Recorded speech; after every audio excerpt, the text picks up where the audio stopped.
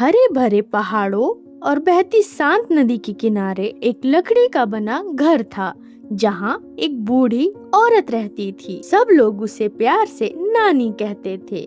नानी बहुत शांत, दयालु और सरल स्वभाव की थी। उसके घर के बाहर छोटी सी सब्जियों की क्यारी थी। कुछ आम और अमरूद के पेड़ थे और एक पुरानी लकड़ी की बाड़ थी जो हवा चलने पर धीरे धीरे हिलती थी। नानी अकेले रहती थी।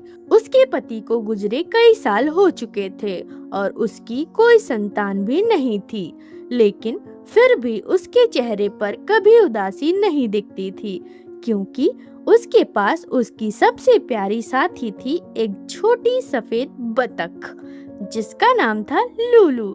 लूलू के मुलायम सफेद पंख, छोटी नारंगी चोंच और चमकती हुई आंखें थी। नानी जहाँ भी जाती, लूलू उनके पीछे पीछे चलती, कभी धीरे धीरे क्वैक क्वैक करती, जैसे नानी से बातें कर रही हो। गांव वाले जब भी दोनों को साथ चलते देखते मुस्कुरा उठते। हर सुबह सूरज निकलते ही जब आसमान हल्के गुलाबी और सुनहरे रंग से भर जाता, लूलू एक ताजा अंडा देती। नानी उसे प्यार से उठाती और मुस्कुरा कर कहती, धन्यवाद मेरी प्यारी लूलू, हमारे लिए एक ही काफी है। नानी आधा अंडा सुबह खाती और बाकी शाम के लिए बचा लेती। वह अपने छोटे से बगीचे में काम करती, सादा खाना खाती और संतोष से भरी जिंदगी जीती। लेकिन एक दिन कुछ अलग हुआ। उस सुबह लूलू ने एक नहीं बल्कि 2 अंडे दिए। नानी हैरान होके बोली, अरे आज तो तुमने कमाल कर दिया। उसने एक अंडा अपने लिए रखा और दूसरा गांव के बाजार में बेच दिया। उससे मिले पैसों से उसने थोड़ा चावल और गुड़ खरीद लिया। अब रोज लूलू 2 अंडे देने लगी। धीरे धीरे पूरे गांव में यह बात फैल गई।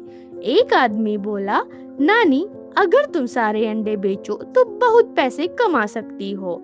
दूसरा बोला, लूलू को ज्यादा खाना खिलाओ, शायद वो 3 अंडे देने लगे। लेकिन नानी बस मुस्कुरा कर कहती, जितना जरूरत हो उतना काफी है। वह अतिरिक्त अंडे गरीब परिवारों को दे देती, कभी स्कूल से लौटते बच्चों को खिला देती तो कभी चुपचाप किसी पड़ोसी के दरवाजे पर रख आती। धीरे धीरे गांव वाले उसे प्यार से अंडे वाली नानी कहने लगे। कुछ महीनों बाद बरसात का मौसम आया। लगातार कई दिनों तक तेज बारिश होती रही। नदी का पानी बढ़ गया और खेत डूब गए। गांव में खाने की कमी होने लगी। लोग परेशान हो गए, लेकिन लूलू अब भी हर दिन अंडे देती रही। नानी ने जो अंडे बचा कर रखे थे, उन्हें उबालकर गांव वालों में बांटना शुरू कर दिया। उसने कभी किसी से पैसे नहीं मांगे, ना ही बदले में धन्यवाद की उम्मीद की। एक शाम कुछ गांव वाले उसके घर आए और बोले, नानी, जब मौका था तब आपने ज्यादा पैसा क्यों नहीं कमाए? नानी ने धीमे से मुस्कुरा कर कहा, क्योंकि असली खुशी ज्यादा चीजों को इकट्ठा करने में नहीं होती, बल्कि जो हमारे पास है उसके लिए शुक्रगुजार करने में होती है।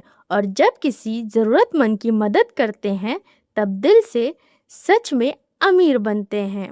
इतना सुनकर लूलू ने धीरे से क्वैक किया और आकर नानी के पैरों के पास बैठ गई, जैसे वह भी उसकी बात से सहमत हो। उस दिन गांव वालों को समझ आ गया कि असली दौलत पैसों से नहीं, बल्कि संतोष, दया और बांटने की भावना में होती है।